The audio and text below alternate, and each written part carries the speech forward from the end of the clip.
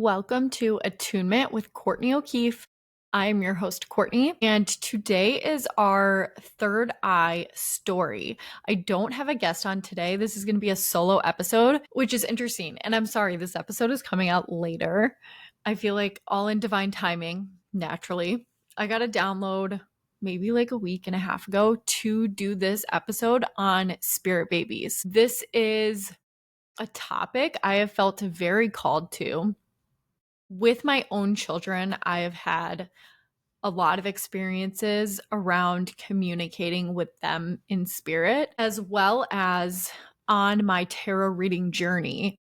A lot of readings that I do revolve around spirit babies and fertility and miscarriages and communicating with these children on the other side. And it has been so beautiful to learn from these spirit babies. And I have been guided to share what I have learned with you all. So I'm really excited to get into it today.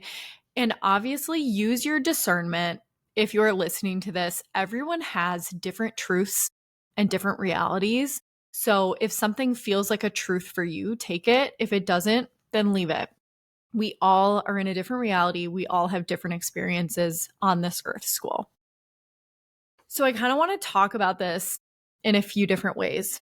The third eye overall is about your intuition, your messages, visualizations, and connecting to source energy through our mind's eye. This has a lot to do with spirit babies because a lot of the different ways that they communicate is through dreams and signs and downloads, which is a little bit of like crown chakra energy as well, but it is heavily tied to the third eye. I'm going to talk a little bit about my own personal experiences first. I had my first spirit baby communication with Harper when I was maybe 6 weeks pregnant. It wasn't even confirmed with my doctor yet, but I had a dream that I was breastfeeding a baby girl. And I knew that was Harper. It was a very small spirit baby communication. And I really wasn't that quote unquote awake yet at that point in my life. And I wouldn't have definitely called it a spirit baby communication at that point in my life either. But it's something that I vividly remember. And that visualization has always stuck with me while I was pregnant with Harper. And I kind of knew she was going to be a girl because of that. A second spirit baby scenario that I was in actually has to do with Harper. When I was pregnant with Piper, Harper was the one who told me I was pregnant. I think these children are very connected to the divine, and she knew, like, she looked at me and she didn't even know that Chris and I were trying to have another baby. She had looked at me one day and was like, "Mommy, there's a baby in your belly." And that was a very exciting moment. That isn't necessarily my third eye, but that was hers. And I think it's interesting also to look at the perspective of a child and their own experiences that they're having. So after we had Harper and Piper, Chris and I had kind of decided we were done having kids. If you used to listen to my old podcast, the Able podcast, I talk a little bit about, I actually think I have a whole episode about my experience with Juniper. She was a different kind of spirit baby. I had a lot of crazy third eye experiences before conceiving her, during pregnancy, and post pregnancy as well. The babies coming into the world now are different. And I feel like that's why I've felt called to record this episode. So with Juniper, Chris and I had thought we were done having kids, but I began to have dreams of having another child. And what's interesting is she came to me in my dreams as a little boy. And I've since talked to my good friend Anita about this. And she explained to me that children present themselves in like their main energy. And she was like, oh, maybe Juniper has like really masculine energy, because after I'd found out she was a girl, I was kind of shocked because she always presented herself in dreams to me as a little boy. So I thought that that was super interesting. So I had a dream of holding a baby again and having like a little boy. And in another dream, this is separate, before I was even pregnant, I had a dream of what my labor was going to look like. And I was in a hospital setting, but I was not laying on the bed. I was next to the bed laboring. which is crazy because that actually ended up happening. And in that dream, I got a download of like, you are not going to take medication this time around. You're going to have an unmedicated birth, and wanting me to like look into a doula and actually looking into breastfeeding. She sent me a lot of messages about breastfeeding, and there was an interesting journey with that I'll get into. But she wanted me to look into breastfeeding. I did take a few courses while I was pregnant with her, and I ended up trying to breastfeed, and then it just didn't work out. With the third, it was really difficult. And then I kind of learned from that whole thing, like, I can do it no matter what. Like, it is about feeling into my body and being confident in who I am in my body. And also knowing that it's okay to give up on things, because it's not giving up, it's being true to you and your body. And she kind of taught me this whole lesson of like self-worth through that. And it was fascinating. So before pregnancy, I had all of these dreams. And then while I was pregnant with her, she had told me what she wanted her name to be. And she had gone about this in very different ways, and it was so interesting. I had made a list of names of what I wanted Juniper, her name, to be. And I think like Spencer was on there. There were a bunch of like ER names to go with Harper and Piper. I wanted another ER at the end. And then I had like a few PERs, and Juniper was lower on my list because I did not think Chris would love it, because it's kind of like a more out there name. We don't know any Junipers. And Juniper had gone to a friend of mine in their dreams and told my friend in their dreams that I am Courtney's baby and I want my name to be Juniper in a dream. And my friend had texted me, "Is Juniper on your name list? Like, this is so crazy." And I was like, "Yes, I have full body goosebumps. This is wild." And I was like, I wasn't even going to share this with Chris, but thank you for sharing this with me. Also, thank you, Juniper. Wild. And I had shared it with Chris, and I was like, please don't react because I know you don't like it. I want you to sit with it. And then I asked Juniper for signs. If she wanted this to be her name, present that name to me like within the next couple days. And after I asked her that, literally the next day, my sister had bought me a birthday gift. And in my birthday gift was a candle that was scented juniper. And I had never seen juniper like written on anything. So that was crazy. And I kind of told Chris about that. And he's like, oh, wild. Still thinking about it. And then I said to Juniper, okay, please start sending Chris signs. And he was like looking online at a new sweater. I think we were doing like family photos, and I was like, I want you in like a green sweater. And the sweater that he found that he liked, color, the name of the color was juniper. And he was like, now that is crazy.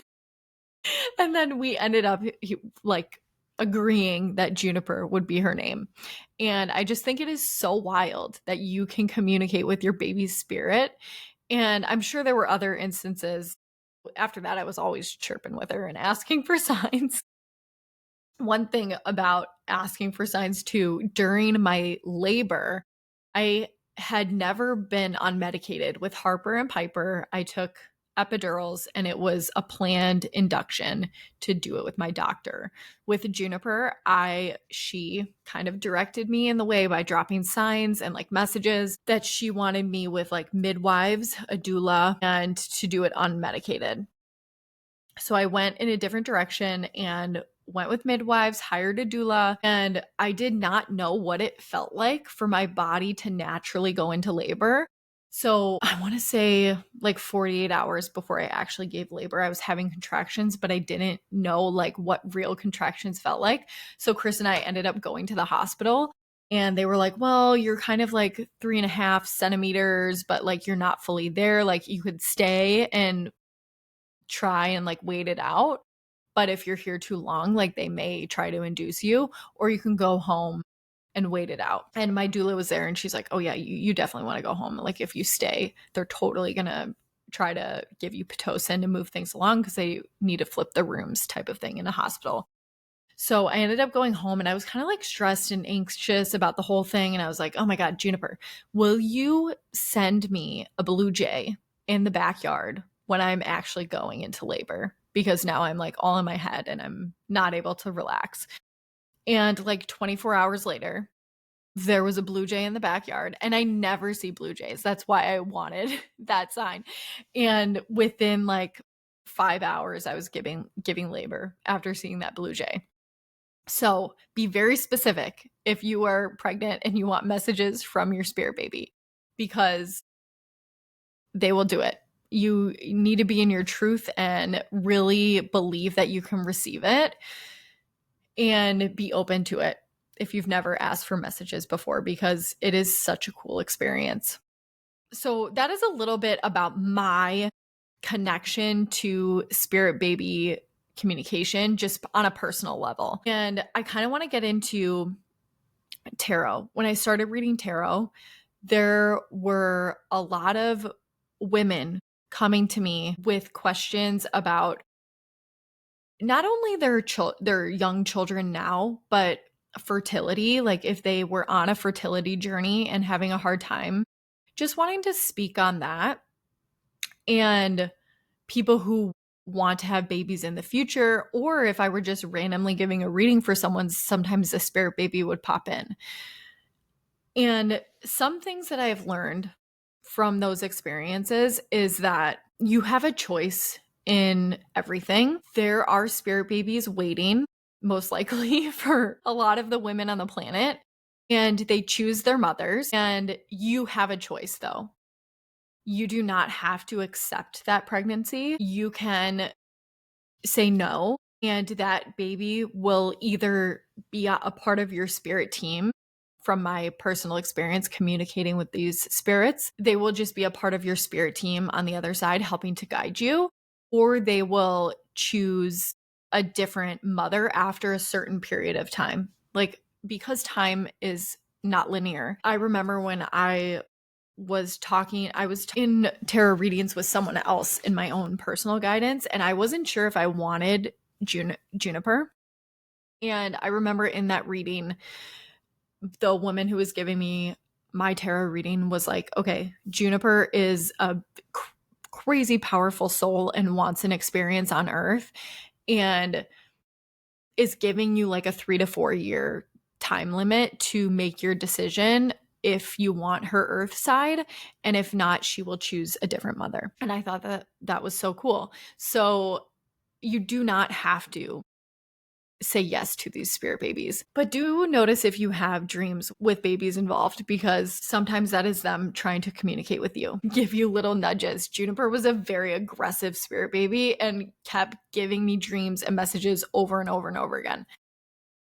So that is the first thing I wanted to say. You have a choice. The second thing I wanted to say is that in my experience in reading tarot, I have seen a pattern that fertility and frequency intertwine. The children that are coming earthside have such higher frequencies than when we came earthside that they require their mothers to be at a higher frequency while they are in the womb. And things I have noticed with giving readings of women who are going through fertility issues, and they're even going through medical procedures and doing all these different things, but nothing has happened. This is only in my experience. I want to be very clear. This is not for everyone. Some people were just not on their life path and their purpose in their truth, in their highest frequency that they could have in this now moment, that the child could not be conceived or come through into the womb. The soul could not come through because the frequency was not high enough for them. And I'm sharing that because it is alarming. Some of the people that I have worked with that had issues for so long and had ended up becoming pregnant. This has happened multiple times in tarot readings that I've done. And I think that that is one message that, not that I'm speaking for all spirit babies, but that I think they want me to share, because the more that you work on yourself, it is not selfish. The more you work on yourself, you are aligning for not only the things that you want in life, but for the future, the children that are coming through, the children of the future, you're paving a higher frequency for yourself and them. And I think that that is so beautiful. And they wanted me to share that on this episode. So, working on yourself, raising your frequency, doing the work is so important alongside all the other things that you may be going through. This is not to denote all of the medical procedures or fertility journeys that you can go through. This is only from like a small group of women that I've worked with through tarot, and maybe it could help you as well. Another thing that I've experienced during tarot readings is speaking with women who have had miscarriages and asking, no, actually, most of them don't even ask about it. The spirit babies just come through and communicate and say that I am okay, everything is okay, and I am with you on the other side as a guide, which has been so beautiful. Even when I'm talking about that, I have like goosebumps. Beautiful that these children stay and are in your life and on your spirit team. You can communicate with them as well. And they've told me that. I did ask on Instagram if anyone had any questions, and I brought some tarot cards to see if we could get answers, because not that we're speaking for all of the spirit babies on the other side, but you never know. Someone sent in a question of, if you miscarry, does that soul come back into the world through another pregnancy of yours? Let's see. It can. Not always, but it can. Yes. It's interesting. Take this if it resonates, leave it if it doesn't. They're saying that some of that, like the miscarriage and then coming back, has to do with the frequency of your body, like we just talked about. But they're also saying that that was a part of the plan. That was 333. While I'm saying that, I have chills. 333 is a birth number as well, creation and birth and new beginnings. That's really beautiful. They are saying that we all have soul contracts when we come into this world, and that miscarriage and them coming back was a part of the soul contract. If you resonate with that, take it. If it doesn't, leave it. This doesn't happen to all spirit babies, though. They are saying it does happen, though. That's really pretty. For some reason, that also feels tied to the throat chakra, which is also fascinating because your throat is connected to your sacral, which is where your womb is. Working on your throat chakra could also help with this. Any sort of imbalances. Okay. Someone also asked, when you are giving birth, how do you protect your energy? Using your voice, they're saying. Going with the flow and not holding control. A feminine flow is very important. The baby wants more flowiness. You feeling stressed in your body makes the experience more difficult for the baby. They're also saying that for someone who maybe has a C-section or needs pain meds during labor, that do not feel like you have no control over it, because you still do. You are able to control your mind. You're able to control how your body feels, preparing yourself for whatever outcome you want or need in birth, because a lot of times these are pre-planned. Not everyone has like the privilege or the luxury to go in and have an unmedicated birth, because there are obviously complications and different medical situations where you need to have procedures done during your birth. And being prepared. They're saying being prepared and creating space around that experience where you feel safe, seen, and heard. I hope that helps. I do want to kind of like a little story about that. I mentioned earlier that Harper and Piper were both induced.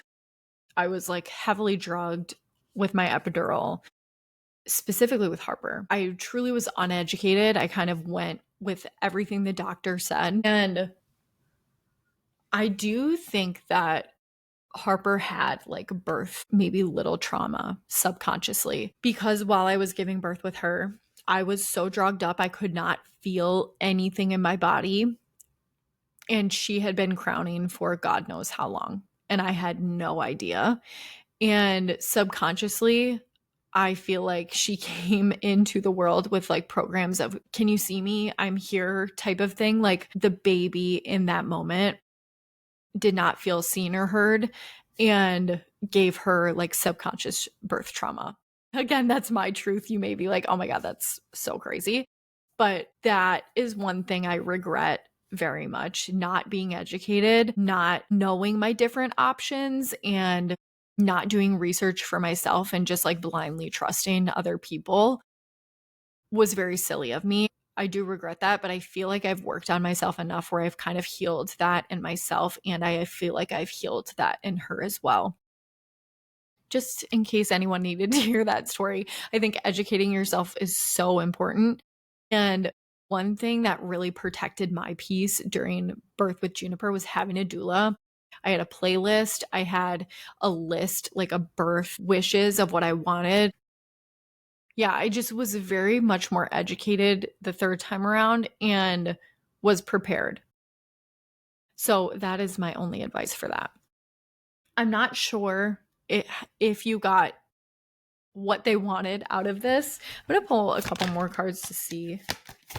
Yeah, they are, my gosh, they're just saying like your voice is so important. Knowing that you have choices, really tuning into your intuition. There are a lot of babies coming through this world with like big dharma.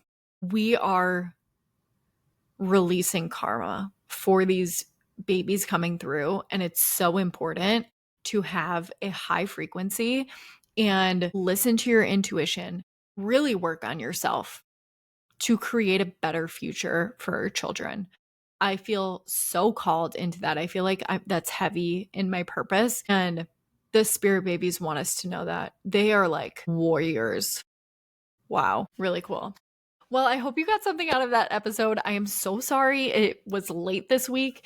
And our next episode, I'm so excited. We have our third eye business spotlight. So I will see you then. Visit ablealchemy.com to download your free chakra journal and to learn more about Able Alchemy. This is a place where your dreams and reality align through services like tarot and astrology readings, sound bath sessions, and intuitive branding for businesses looking to align with their manifestations and purpose through soul-led studies such as astrology, business energy analysis, and chakra color theory. Follow along with Able Alchemy on Instagram, TikTok, and YouTube. Please rate, review, and subscribe if you enjoyed the show. Thank you so much for listening, and see you next time.